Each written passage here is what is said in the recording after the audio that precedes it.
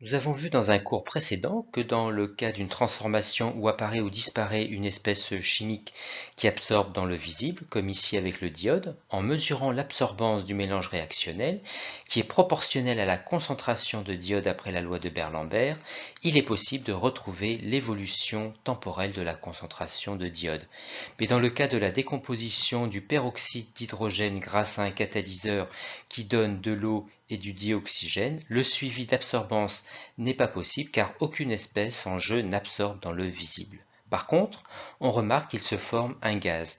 Et donc si la transformation est réalisée dans une enceinte fermée, la pression au-dessus de la solution augmente grâce au gaz formé. Il sera donc possible dans ces conditions de réaliser un suivi temporel de cette transformation par mesure de pression. C'est ce que nous allons voir ici en détail. On réalise l'expérience, comme on l'a dit, dans une enceinte fermée.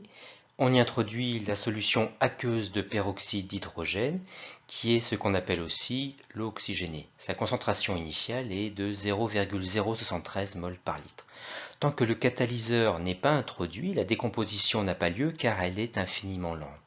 On a donc le temps d'adapter un bouchon percé qui permet, grâce à un tube, de relier l'enceinte à un capteur de pression. Le volume disponible au gaz est donc constant et vaut ici 540 ml. La pression initiale P0 vaut 1013 hectopascales et est due à l'air uniquement. On déclenche le chronomètre dès qu'on introduit le catalyseur, des ions Fe3+, et on relève les valeurs de pression au cours du temps. La pression augmente car du dioxygène se forme. L'objectif est ici d'en déduire l'évolution temporelle du peroxyde d'hydrogène. Mais pour cela, nous aurons besoin d'un modèle de description de gaz, celui du gaz parfait. Et dans ce modèle, le produit P fois V, où P est la pression du gaz en pascal, V le volume occupé par le gaz en mètres cubes, ce rapport est égal à N fois R fois T, où N est la quantité de matière du gaz en mol, T la température en Kelvin, et R une constante appelée constante des gaz parfaits de valeur 8,314 et dont l'unité peut être déduite par analyse dimensionnelle, soit Pascal, mètre cube, mol-1, Kelvin-1, mais qui sera exprimé en général plus simplement en unité du système international.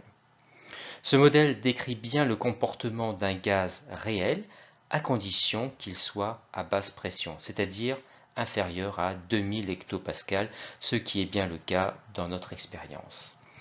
Quelques rappels sur les conversions avant de continuer. Pour passer d'une température en degrés Celsius à Kelvin, on ajoute 273 et pour la conversion inverse, on retranche 273. Ainsi, 20 degrés Celsius est égal à 20 plus 273, soit 293 Kelvin.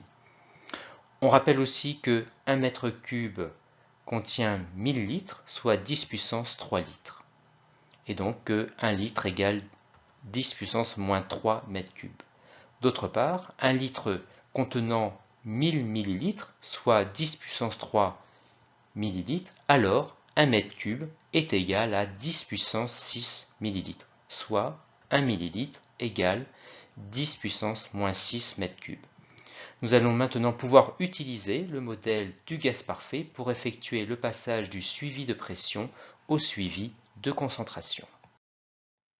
L'idée est d'utiliser le modèle du gaz parfait pour exprimer la quantité de matière de dioxygène formée en fonction de la pression P qui a été mesurée à différents instants.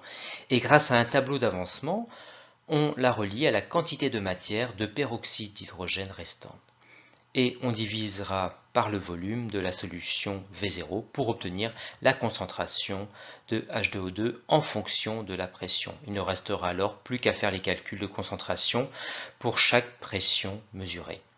Intéressons-nous à un instant T quelconque où la pression est P, comme ici à 5 minutes. Cette pression P est due aux deux gaz, l'air et le dioxygène formés jusqu'à cet instant. L'équation du gaz parfait donne P fois V gaz égale la quantité de matière totale de gaz, soit NR plus NO2, le tout fois RT. On développe le deuxième membre. NO2 est l'inconnu qu'on souhaite isoler. NR n'est pas connu, mais peut être calculé en écrivant l'équation du gaz parfait pour P0. P0 V gaz égale NRRT. On pourra isoler et calculer NR, mais pour réduire les calculs, on s'aperçoit qu'en retranchant les deux lignes entre elles, on peut faire disparaître le terme contenant NR. À gauche, on factorise par V gaz, soit P moins P0 facteur de V gaz. À droite, le terme NRRT se retranche avec lui-même et disparaît. Et il reste NO2RT qu'on isole. Cette expression étant issue de l'équation des gaz parfaits, les unités y sont mol pour la quantité de matière, Pascal pour la différence de pression, mètre cube pour le volume, Kelvin pour la température et la constante R en unité du système international. On complète le tableau d'avancement pour relier N2O2 et N2H2O2. Dans l'état initial, N0 mol de H2O2 et 0 mol de O2. Et dans un état intermédiaire, c'est-à-dire à un instant T, X mol de O2 et N0 moins 2X mol de H2O2. N2H2O2 est donc ici égal à N0 moins 2X. On déduit la concentration en divisant par le volume de solution et on sépare les termes, soit N0 sur V0 moins 2X sur V0. N0 et X sont en mol, et si V0 qui vaut 100 ml ici est converti en litres, alors la concentration de H2O2 sera dans l'unité usuelle mol par litre. N0 sur V0 correspond à la concentration initiale de H2O2 qui vaut 0,073 mol par litre. X n'est autre, d'après le tableau d'avancement, que NO2. On remplace donc X par l'expression de NO2 établie avant en fonction de la pression. Mais attention, dans cette expression, le volume de gaz est en mètres cubes, mais V0 est en litres, comme on l'a vu avant. On développe le deuxième terme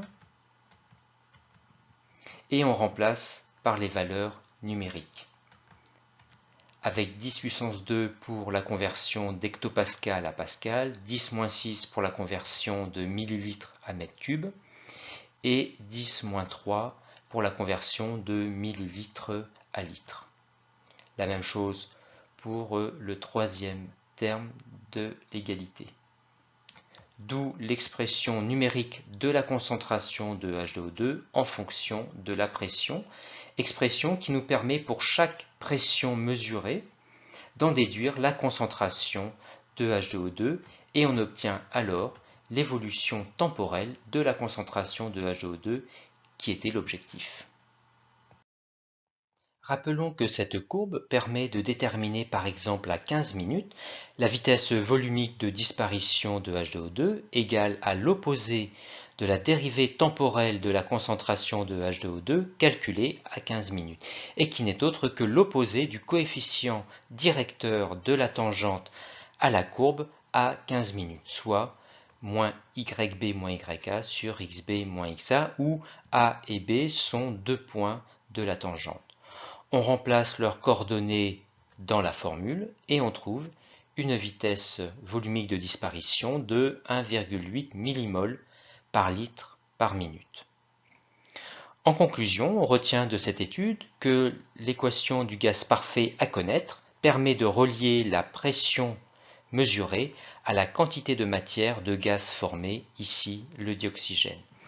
Un tableau d'avancement permet de relier la quantité de matière de H2O2 à celle de dioxygène et donc aussi à la pression.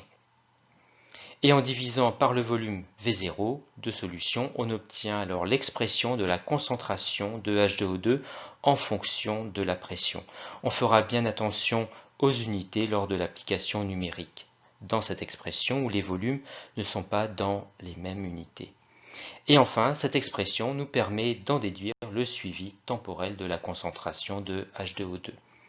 Voilà donc un exemple de suivi temporel d'une transformation à l'aide d'un capteur de pression.